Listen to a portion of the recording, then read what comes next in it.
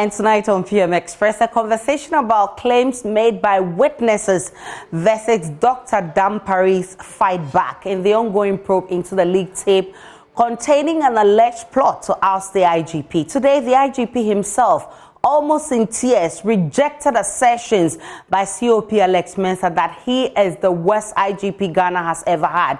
But more profound is the IGP's preliminary comments expressing grief that he had to come before the committee to defend unfounded and baseless allegations. But why is the IGP having to appear before a committee probing a matter against him? Because people say it is outside the terms of reference of the ad hoc committee. Let's look at the terms of reference of this ad hoc committee. One is to investigate the authenticity of the leaked audio recording. Two is to investigate the conspiracy to remove the current IGP. Three, investigate any other matter contained in the audio recording, and then recommend sanctions to persons found culpable where appropriate, and make recommendations for reforms where necessary. Now, according to George Dampare, who is the IGP, he says that for him, for the 31 years that he has been in the service, okay, so this is the allegation that Dr. Dampare responded today. COP Judge Alex Mensah has been making some allegations. He said for the 31 years that he's been in the service, he says the IGP is the worst ever. The current Inspector General of Police is not managing police service well, and he says he has gagged the police officers, including the public affairs director. And this is the response that the IGP gave. He says, I think probably my brother wanted to say I'm the best, and he missed it because the records are there for everybody to see. We committed ourselves to transforming the organization to become the best institution in the country and a reference point for Africa. Now, look at the comments of COP Asari, and this is the checks that we at JoyNews did. So he says the IGP has gagged police officers, including the public affairs director. It turns out to be true, actually, because if you look at what our check says, it says police communication has been centralized. Information is not released until it goes through headquarters. So, like, if in terms of media blackout, that is what we can say from our side of the from the media point of view. That, this whole year, I don't remember actually speaking to the police on any matter affecting the police or affecting security. The only thing we get, once in a while, statements coming from there. But, when you really need information, it becomes difficult. So, well, that is what we found. Now, he says those wild allegations are without shred of evidence, and I've brought a lot of pain to myself, my family. That's the response from the IGP. And he says, I cannot determine the outcome of elections. I have no working relationship with Mr. Bugri Nabu. You remember one of the allegations is whether he's been in contact with the man. He says, yes, I have been in contact, but I don't have a working relationship with this man. So those are some of the issues that came up. Now, if you want to know what next for the committee probing this matter, National Security Minister Dampare will appear before the committee on September 13, and we also expect Bugri Nabu to also appear before the committee. Tonight, we're probing the two sides, the claims made by witnesses versus IGP Dampare's fight back. When I return from the break, I'll be introducing to you my guests. I have Emmanuel Habuka Bombande. He's a security expert. Let me actually introduce them. He is also a senior UN mediation advisor. Franklin Kujo will also be joining us. He's a president, Imani Center for Policy and Education. And I would also be joined by Adam Bona, who is a security analyst. Let's have a conversation after this break. Welcome back to PM Express. My name is Aisha Ibrahim. We're being sponsored by Cherry Tree Properties. We develop spaces as though we are going to occupy them ourselves. Syntex Tank It is strong, it is tough. We're also sponsored by Lomo Bitters, experience greatness in every moment, and Ghana AIDS Commission. Now, if you want, no matter your water needs, Syntex Tank has it all. Syntex Tank is first to introduce double layer tank, and now you can have as many layers as you want. Syntex Tank is first to introduce white inner layer tanks in Ghana. We now introduce to you the customer specs order, which lets you order any color and size of preference. Syntex tanks gives you the longest warranty of 7 years, which no other tank gives you in Ghana. So whatever your water consumption size of project or demand, choose Syntex tank. We have agents nationwide. Call 0244 335 168 or shop online at syntexgh.com. Syntex tank, a strong, a tough. Cherry tree desires wishes. Beauty is a promise of happiness, but passion is everything. Thinking about buying a new home? Talk to those who build with passion. And Sloan Square, a new gated community development at Sakumono, developed by Cherry Tree Properties, a one of a kind, well-planned luxury you've never experienced. Contact them on 0553 662 366. Cherry Tree Properties, sophistication and class. Right, so those are our sponsors on PM Express, and I did introduce to you that our conversation is about the responses we've had from the IGP this evening, the whole of today, and also with the the claims that have been made by the witnesses. And I've been joined by Mr. Bombande, by Mr. Adam Bona, and Mr. Franklin Kujo. Welcome to PM Express, gentlemen. I'll start with you, Mr. Bombande, and I want to start with the invitation of the IGP to respond to something he describes as unfounded and baseless. What are your thoughts on this? Should he actually be a witness in the cause at hand? Thank you so much for the invitation, and good evening to all the viewers of JoyNews. Let me put it this way. I'm happy that he accepted the invitation because he is laying the pathway for the democratization of the police space that allows accountability to happen, in which the IGP is speaking directly to the people who are the sovereign, if you call it, stakeholders of Ghana's democracy, its security, its welfare. And in that regard, I appreciate his acceptance. But that marks this IGP. So I want to make my main point. But it is important for people like us to underscore that when people say that this IGP is the West IGP, people like us respond in contributing to a panel discussion like this by suggesting that he will go down in history as the best IGP we ever had. And I think that is important. But the main response, which is very brief from me, is this. I don't think we should simply reduce it to IGP Dampare responding to allegations. We must put into context that those allegations were being made in a toxic environment of political fanaticism, in which the allegations in themselves was a complot or a conjecture or a machination. Because if they were done publicly, then you can describe them as an allegation that the IGP is responding to.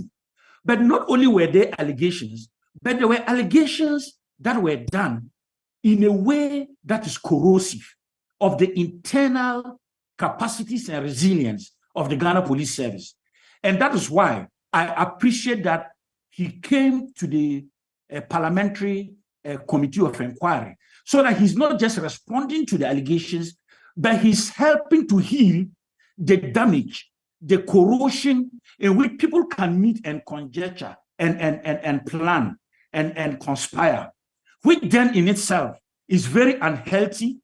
It reduces the credibility of the Ghana Police Service, and it makes people to doubt how can we all be protected by a police service in which amongst them, some will choose this path of trying to undermine their seniors?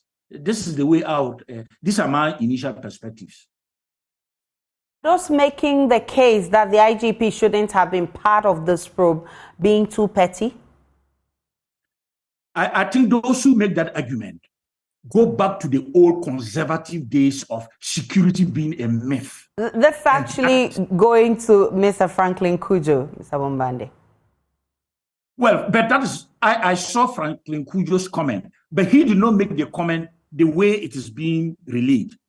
Franklin Cudjoe was talking about certain aspects that would compromise police operation in terms of their confidentiality. And that is why if you segregate, it is good that those aspects are being talked about privately in what they call in-camera sessions. Mr. Franklin Cudjoe is with us right now. Mr. Franklin Cudjoe, can you address this for me, please? Well, good evening, Doc. Good evening, Adam. First of all, I mean, I'm happy that this conversation has been had. Indeed, I was one of those who initially did suggest that the IGP being called to come and answer questions was quite frankly, for me, quite unnecessary, especially because the terms of reference, as far as the terms of reference go, the gentleman who made all these wild allegations had actually accepted that, well, yes, their voices were on the tape and that they made those very, for lack of a better word, dastardly and concocted allegations. And so for me, the work of the committee was already cut out, and I thought that it was pretty much done, really. But chairman of the committee has explained that, I mean, as and when it's necessary to bring in whoever the committee deems fit to assist with investigation, they ought to do that. Well, upon hindsight, though, I think that I'm willing to walk back my words and then say that maybe what we saw today was exactly what the police service actually needed, right? To think that the IG, and of course, I have no doubt that IG Dampare was definitely going to answer questions that was going to be posed to him in whatever capacity. But of course, today's demonstration or today's discussions, if you like, open conversations about the police service. Even before that, his persona, his personality, his pedigree, all of that heralding the rather very rich explanation of what police service has come to mean for many people, was quite frankly, I mean, a huge lesson in humility, a huge lesson in diplomacy, a huge lesson in what I call, well, the word is not coming, but essentially, it was one of those institutions that you'd have thought that when people decide to have alternate views, there were avenues for them to express them. And to that extent, there was a certain level of democratic centralism within the police service, which I'm sure if the gentlemen had exhausted of all the steps that they had in order to air their views, they wouldn't be treated the way they were treated today. I mean, I looked at them forlornly today, and I could tell that, of course, irrespective of what will happen later, I mean, today felt like the F opening for them to be swallowed. Because clearly, you saw the spirit of call that greeted the police, the police that came, the IG constantly referring to the team, constantly referring to the things that the police service had done since it's upon. Right, so that's Franklin Cudjoe there. He was very difficult. Yeah, so it made it very difficult for people watching. Even if it was a class act, it was perfectly executed. But you couldn't tell it was just an act. These were real conversations about policing that were being had that we've never ever seen before. And so to that extent, I'm able to walk back some of my words and say, well, look, we did have a show, and that show demonstrated that truly the gentleman deserved the post he deserves the position, and he deserves the team that he works with. Maybe if the three gentlemen decide to with penitence in their hearts, who knows? He might probably get the place, of course. But those are just those are not within my realms to ascertain. But I'm sure that I mean, with time, would come full circle and appreciate that today's exercise was a lesson, as I said, in humility and unique policing as never seen before.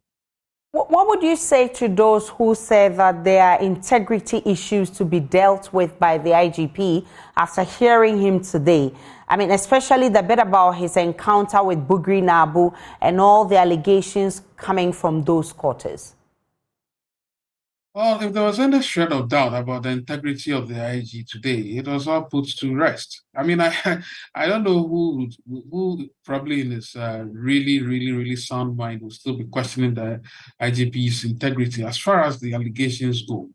As far as the conversation about Mr. Nabu's involvement, I mean, he treated it as such. I mean, the police service must be dealing with a gazillion number of people and interests.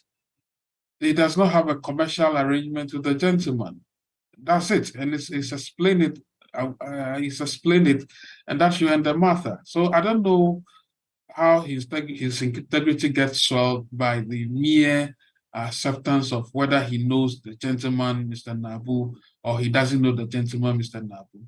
Of course, you have to prove beyond reasonable doubt that the claims you are making that he's an agent provocateur of the police service, and in this case, a chief, spy for the IG, must be proven beyond reasonable doubt. And to that extent, I think that those things were not.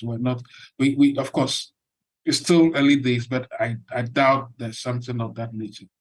He didn't say he doesn't know him. He didn't say that. He said he has no commercial arrangement or interest to discuss with Mr. Nabu. Ms. Adambona, the insistence of the IGP that his engagement will be done, should be made public, despite the chairman of the committee giving a legal background to why his hearing must be in camera. Do you suspect mistrust for the committee? Oh, yes. Good evening, and good evening to my two co-panelists.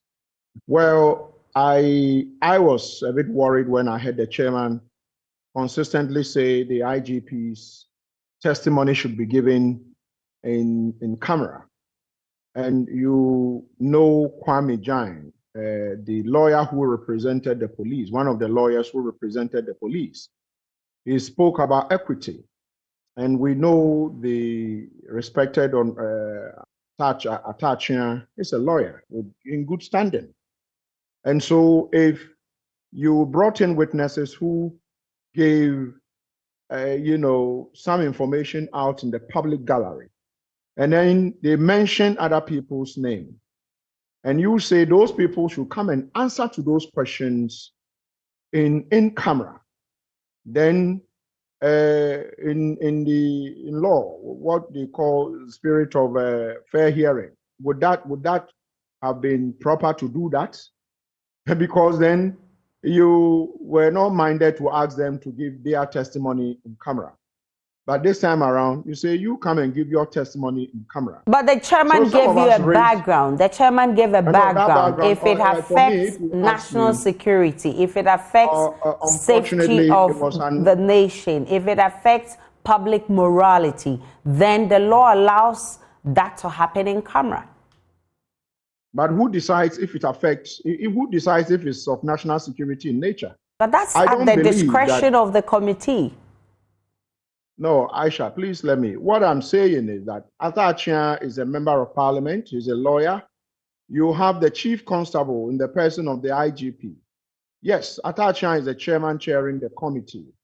But be as it may, I'm sure that if the IGP is put to strict probe in public, he should be able to tell what will constitute a national security issue than probably the Honorable Atachia would be able to tell. And so as far as I'm concerned, I think that it was good that eventually it was decided, the committee decided that the IGP should give his testimony in public. Because for me, I think that the issues that were raised, and we all have been witnesses. We saw what happened when the 3-4 gentlemen came to give testimony, including Chief Bugrinabu. The three or the two of them significantly said, one of them, COP Alex Mensah, said he is not correct. I don't know what is a national security matter about you being told you are not correct. I will not also know what is about, has to do with national security. If they say you are the worst IGP and you have to come and respond in public, I will not know what to constitute a national security breach. If you are told that your friend is Bugrinabu and you are told, we hear in public that you are an autocrat, and we hear that at POMAP meetings, some people are not invited. These things are not national security matters. This is not talking about where the police armory is. We are not talking about how many guns they have. We are not talking about who they are, who are their informants. They are not telling us how they catch their criminals. And so these are just matters that every member of the public would want to know. Your name has been mentioned. And today, fortunately, he was brought to, provide some information. And I see this, if you ask me, Aisha, it was more or less like, what do you call that, vetting of the IGP. Usually you are vetted. When they vet you with what we know, the experience, they vet you, you tell the general public, including those vetting you, what you are coming to do. But this was more to do with what has been done. And you have three gentlemen who have come, according to the IGP, if I have to quote him, speculating and telling lies. He said that I'm not the one saying it, he said it. And so mine is that, as far as I am concerned, these matters, he came to put them to rest. As for the other issues of administration, these guys were plotting. Let's not lose focus. These guys were despicably plotting to destabilize this country by saying that, make me the IGP and I will break a certain age. This is the substance. So all other matters don't matter, if you ask me, as to whether the IGP decides to go and catch criminals alone, whether the IGP, what the IGP does administratively. That is not what the Speaker asks the committee to do. The Speaker was specific. Authenticate the voices, the tape. Tell us who are those people. Other matters relating to the tape, let me know, and recommendations. But you can see, excuse me to say, jumping up and down by the committee, sometimes uncertainty. You hear the Honorable Atachia saying that there's going to be cross-examination, inter-cross-examination, and some of us begin to ask, is that what the Speaker asked them to do? Or they are setting their own exams and marking them? That is not what the Speaker asked them to do. So for me, I think it was a perfect opportunity for, what do you call it? They asked, I think, the IGP, is it possible to break the 8 if you are, made the IGP?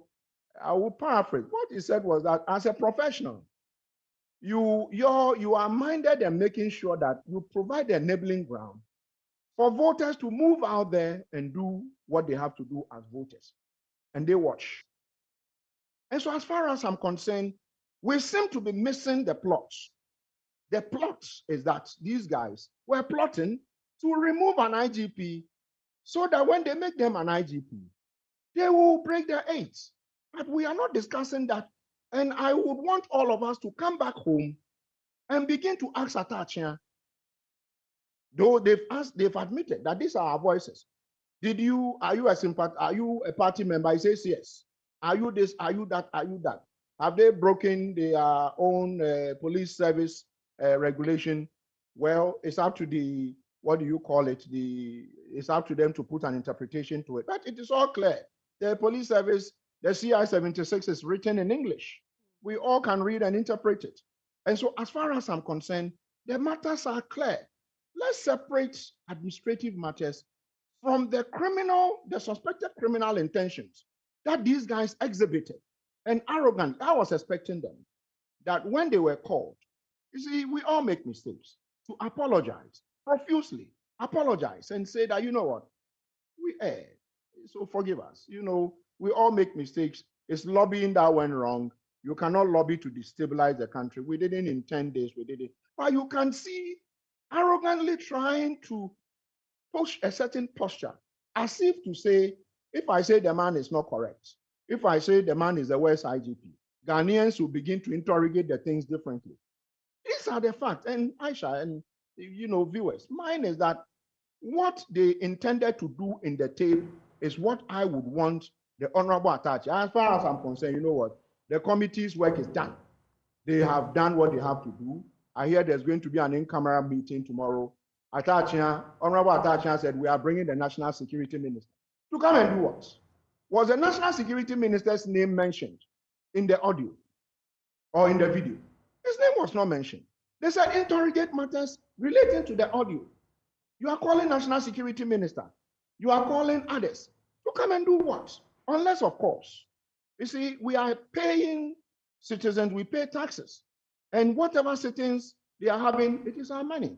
And so we should begin to question state institutions when they are asked to do this work, because then you can see them broadening the mandates. And what some of us know, the mandate has not changed. He said the other matters relating to the tape. He didn't say any other matter. He said any other matter relating to the tape. Mr. Bona, national security. I'll come back to you and find out from you. The police is supposed to give information to the public. What will be your reaction then to allegations that the IGP has gagged the police, including the public relations officer? But I'll come to you. I'll come back to you for that. Let me go to Mr. Bombande. Mr. Bombande, I mean, there seem to be, I mean, from the word go, there seemed to be some mistrust. If you look at how the IGP has insisted that, look, I don't want to be interviewed in camera. I want the proceedings to be in public. There seemed to be some mistrust for the committee, probably going in to say one thing and then probably the committee saying you said something else. So I want it to be in public. That should be worrying, because if already there's mistrust for the committee, what then happens to their recommendations? I would not want to, but okay, before I make my comment, I want to appreciate my co-panelists. I want to appreciate Franklin for coming out clearly to also indicate that there were things we learned today that we would not have been able to learn if the IGP did not come to the committee. And I think my good friend Bona has summarized for me what is the essential. But to your question about mistrust and suspicions, this is my response. What I know is that when a process is well done, the outcomes are always good. So far, I've admired the bipartisan cooperation of the committee and the leadership of the committee in the chair and the vice chair. I have seen an effort to put Ghana's interests above everything else and to interrogate these matters in a way that at the end of the day, Ghana is the beneficiary. Now, in terms of the question that you have put forward, it would appear to me that that will be resolved once they begin to engage with the understanding that, and I think one of my co-panelists suggested it, that where the IGP sees a certain nuance that might not be in the public interest per se, he himself, based on, keep in mind, this is an intellectual. He is a gift to us in the sense that he's bringing knowledge into his position that makes him to excel. I think he would now be able to sort that out. But let me say this. We should not be surprised that the IGP wants to be public throughout in his hearings. Why? Because he wants to be able to clarify as much as possible that there is nothing for me to hide under the table, and I don't want to be meeting behind the scenes in camera, and people could then interpret that to mean I went to the committee privately and started to say things that I could not have said publicly. Keep in mind that injury and harm has been done against this gentleman. And Adam Bona made that very clear. For him to have the fortitude and the spirit of grandeur to stand up and rise above that and want to be seen in a very transparent manner to respond to all the issues is something that I think we should look at it for its positive advantage rather than be worried whether or not there is a suspicion between the committee and the IGP. I think that will be sorted out in the process and the outcome will be a good outcome. What's the likely impact of this whole process on the Ghana Police Service? I mean, and how should the IGP go about mending the broken bottle, I mean, after the dust has settled? Now, this is a very good question, and I'm sure my two colleagues would even give a better response, but this is the way I see it. You see, after January 2019, after the Ayawa-Sowes Wogon parliamentary by-election, that turned violent and really reduced our democratic stature in Africa. The Short Commission was formed under the directive of the executive. If we had a lot of time, we could have evaluated, and Franklin likes to do good evaluation. What was implemented as the outcomes and recommendations of the Short Commission, and how has that improved the Ghana Police Service? This time around, we have a parliamentary-led inquiry. I think it is well placed because it is good that the representation of the people in Parliament concerned about the welfare of the Ghana Police Service that has the mandate to protect you and I and all of us in terms of our safety, our well-being. It is important that the people's representative lead an inquiry and insist that they have good outcomes in terms of recommendations, but more than that, they insist that those recommendations are implemented. So that we'll be able to see at the end of the day, what do we gain when we want to improve on our institutions and mechanisms, and we only form commissions of inquiry, and when they finish their work, nothing happens. So for me, if you ask me what's my expectation, I'm expecting a good outcome, but beyond that, I'm expecting concrete recommendations, but beyond that further, I'm expecting that Parliament would insist that they are implemented. Mr. Franklin Kojo, I mean, how should the police go about mending the cracks? I mean, obviously, listening to the IGP and all the other sides, there are cracks in the police service. How should this be dealt with going forward after the committee has done its job? Well, I did not wish to actually make the point, or probably back the point that there were no cracks in the police service, either to the occurrence of this particular problem. And by that I mean there are obviously divisions in every establishment. I mean, this is just a very brazen way of showing it, and for which we are discussing right now. So for me, I think that there'll still be divisions. People may still be harboring all kinds of thoughts.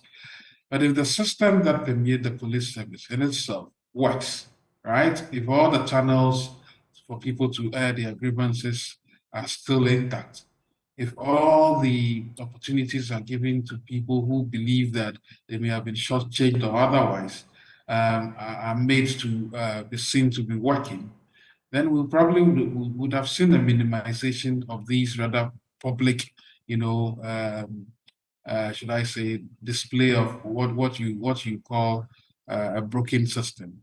I'm not entirely sure the police service is broken to that extent.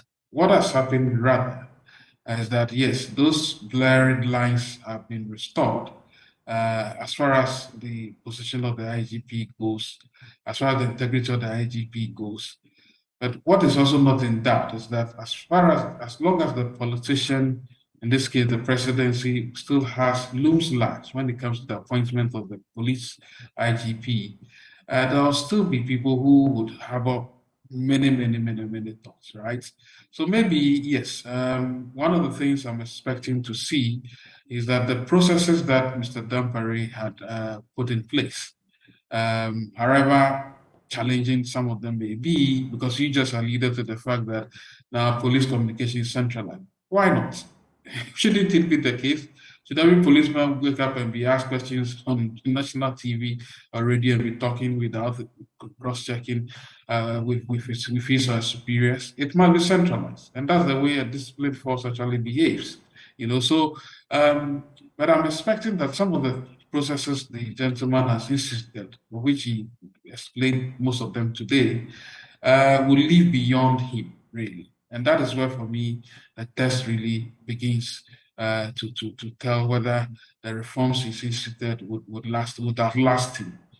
When I see that happening, then I'll say that, well, we have earned our keep as also the police service has actually earned its keep or its mandate as the protector of our persons and liberties.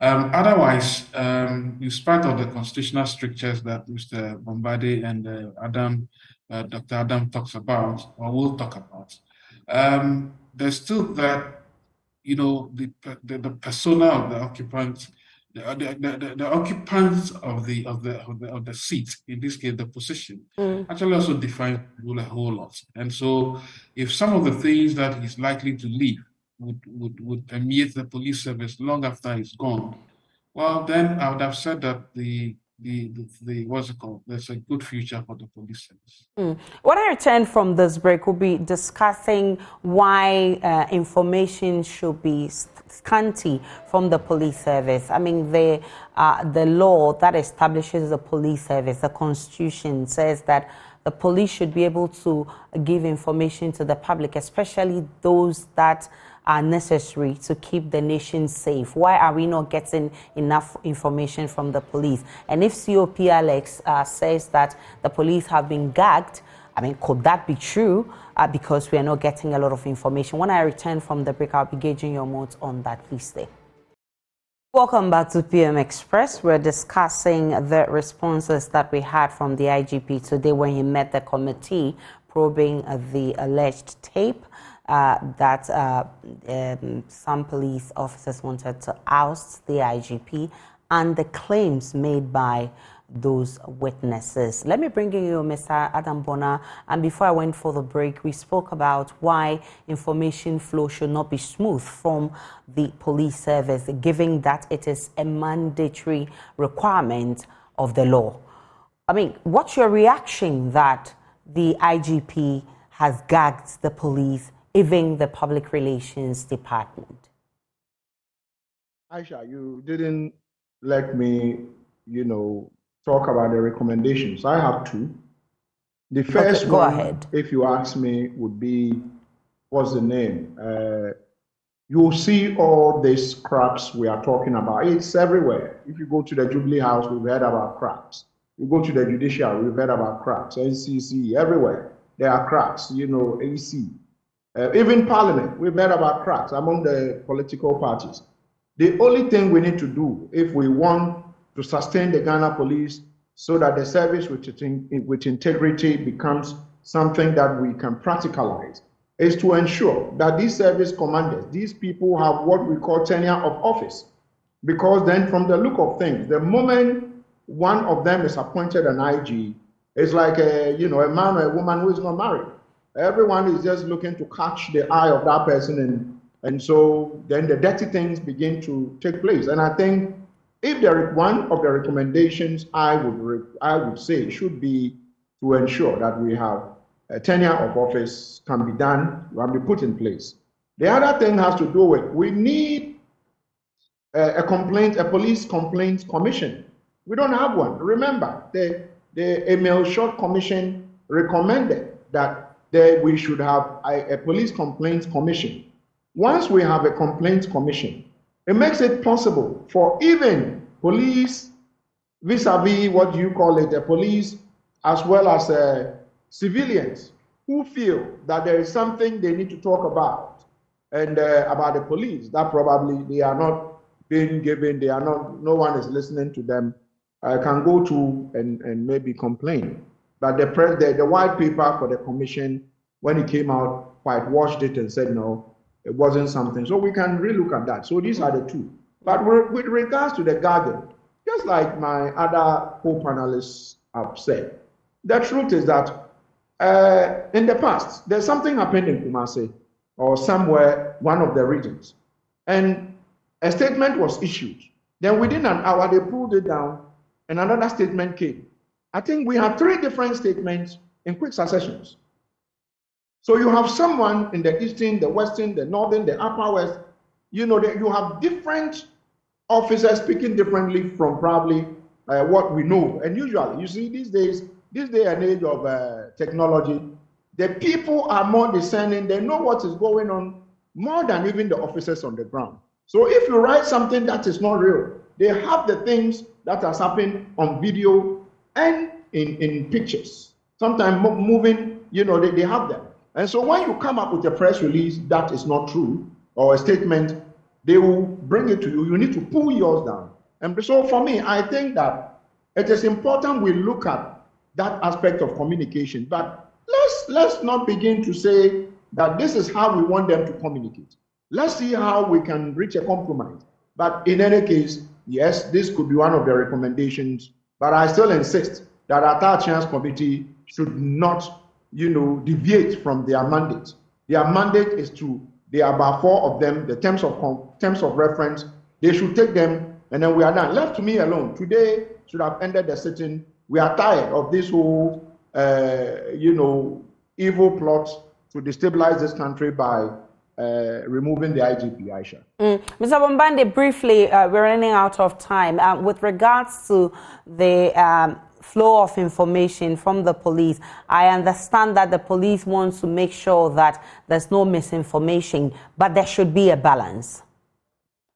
Yeah, I think I will resonate with my co-panelists by saying that the flow of information can only be effective when it is also well coordinated. When it is not well coordinated, it can reverse the intentions for which the flow was intended. And so you want a flow that is coordinated, and that is the balance. And to that extent, therefore, you want the coordination to be effected within the, if you call it, premises of headquarters that has verified and re-verified, so that we don't have a statement that is constantly pulled down or up, as Adam Bona has indicated. And since you are saying the time has run out, one concrete additional proposal, and I'll wrap up.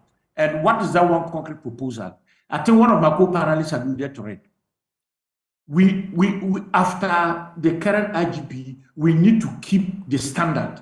So how about a good search that arrives at 3 senior officers, the COPs, that the president, who is the authority, I mean, the one who appoints, presents now to, I don't know whether it's the police council or whoever, to vet and arrive at choosing one, which then goes with the tenure. So that you went for an interview and you were recruited, and everybody knows that you have 4 years and nobody can go around trying to undermine you. That for me will be and I wrap up by saying that our antidote, our resilience for stability in the volatility we find ourselves in West Africa and the whole of Africa is dependent on the efficiency, the effectiveness of our police and allied security institutions. I'm grateful for your time. Time has run out on us. Mr. Bombani, I'm grateful, Mr. Bona and Mr. Franklin Kujo. My name is Aisha Ibrahim. Enjoy the rest of our programs.